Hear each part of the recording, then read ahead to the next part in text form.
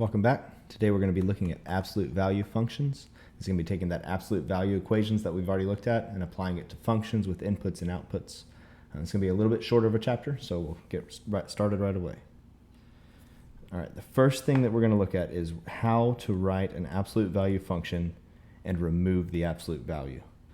So when you have an absolute value function and you want to get rid of that absolute value, you can do it one of two ways. Mathematically, we would make it a piecewise function.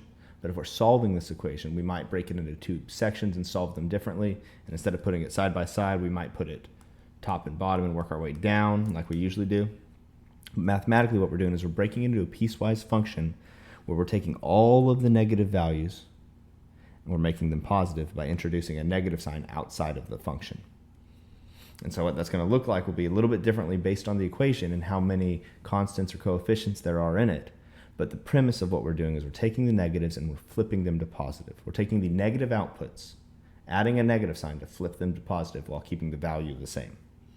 All right, the first thing I want to do is look at this try it one, which is an example of kind of practically what does this look like. So this teacher decides to score students where within 20 points of 80 passes.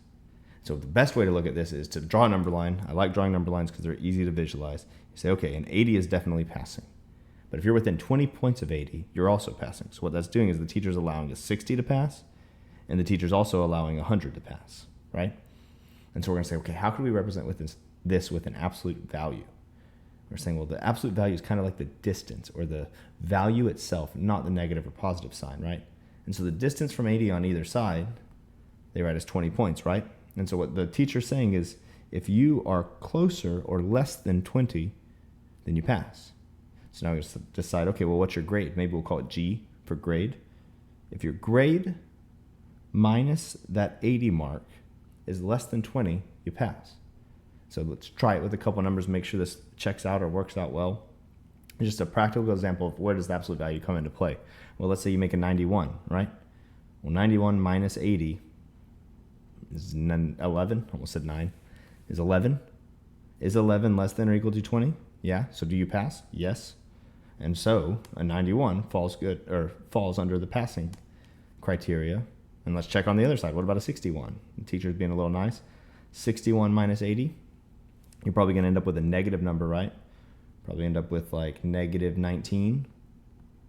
But that absolute value is going to flip the sign, right? If you erase the absolute value and you erase the negative sign, is 19 less than or equal to 20? It is.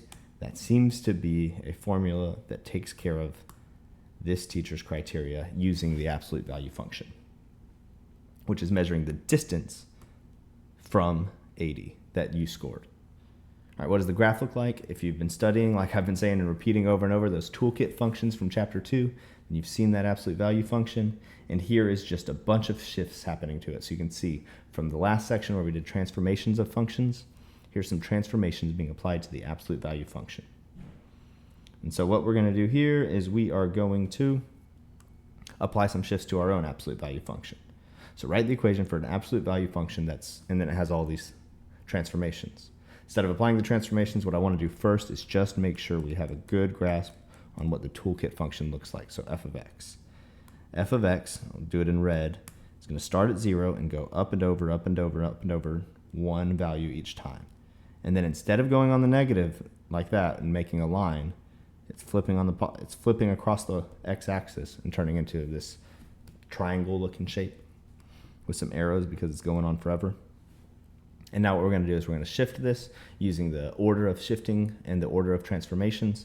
And so the first thing we're going to do, actually, we'll write down the 3 things we have to do. We need to vertically shift it up by 3. We need to vertically reflect it. And we need to shift it to the left by 2. So in order to do this, we need to pick which one we do first. And if we go and look at the order of operations from the last section, the transformations of function sections, we're going to vertically reflect it first. Before we do anything else, we're going to do our reflection. And so the vertical reflection is going to look like this. I'm not going to do the whole thing so we have more room, but you know it goes on forever. And then we'll do our vertical shift. Maybe I'll do these in different colors. So first, we did the reflection in green. Second, we'll do the vertical shift in blue. 1, 2, 3. It's going to look something like that.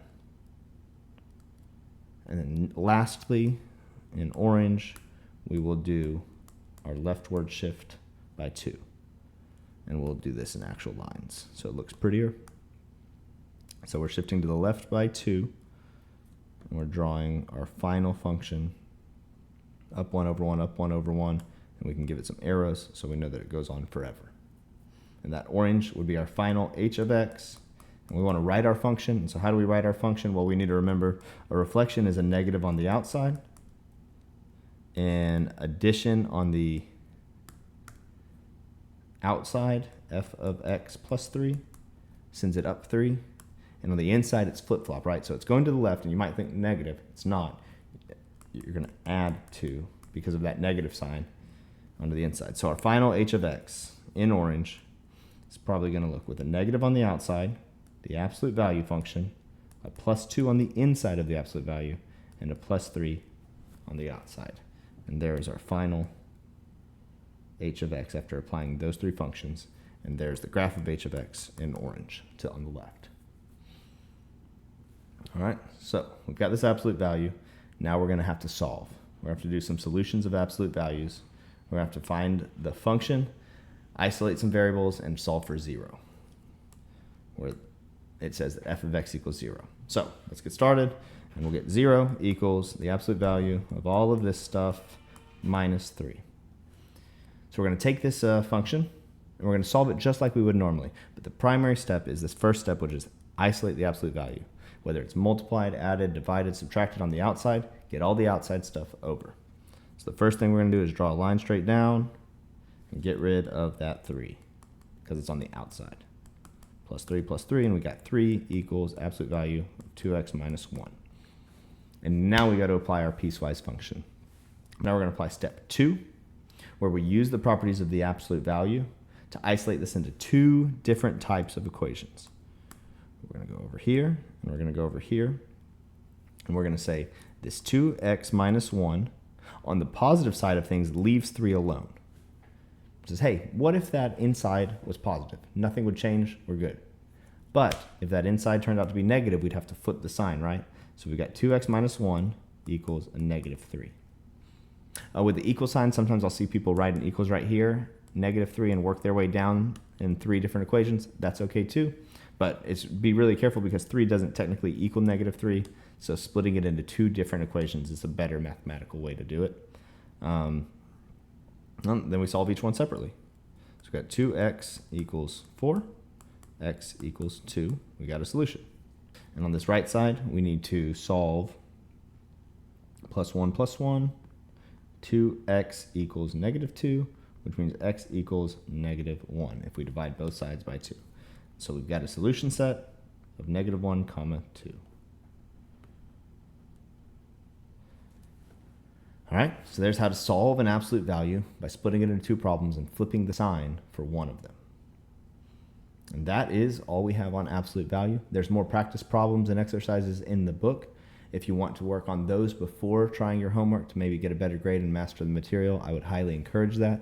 We've got one more section coming up, 3.7, and then we'll take our Chapter 3 test.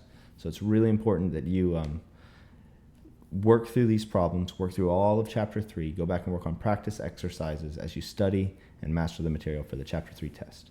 Thank you for watching, and I will see you next time.